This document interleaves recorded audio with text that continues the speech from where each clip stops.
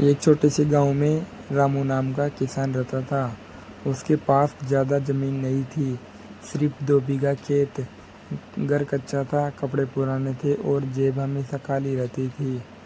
लेकिन एक चीज़ रामू के पास बहुत बड़ी थी और वो थी मेहनत और उम्मीद। दोस्तों, हर सुबह सूरज निकलने से पहले रामू खेत में पहुंच जाता था।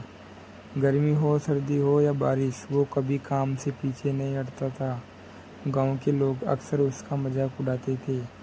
वे कहते थे, अरे रामू, इतनी मेहनत करके क्या मिलेगा? तेरी किस्मत में गरीबी ही लिखी है।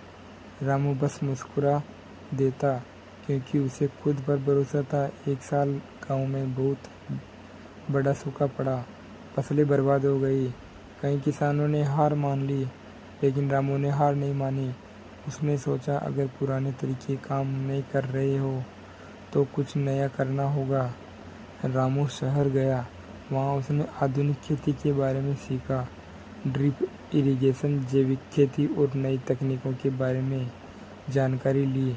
लोगों ने कहा, ये सब बड़े किसानों के काम है, तू नहीं कर पाएगा। लेकिन रामू ने अपने छोटे खेत में ही प्रयोग शुरू कर दिया।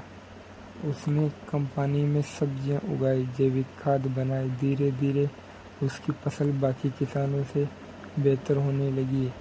अब गांव वाले हैरान थे।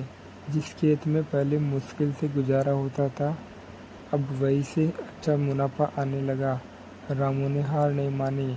उसने अपनी कमाई का कुछ हिस्सा फिर खेत में लगाया।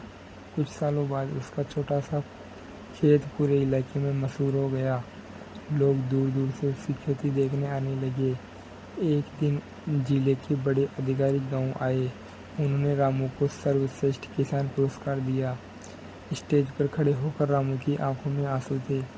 उसे वो दिन याद आ रहे थे जब लोग उसे गरीबी और कमज़ोर कहकर हंसते थे। लेकिन आज वही लोग उसकी तारीफ कर रहे थे। रामू ने मंच से सिर्फ एक बात कही, किस्मत मेहनत से बदलती है।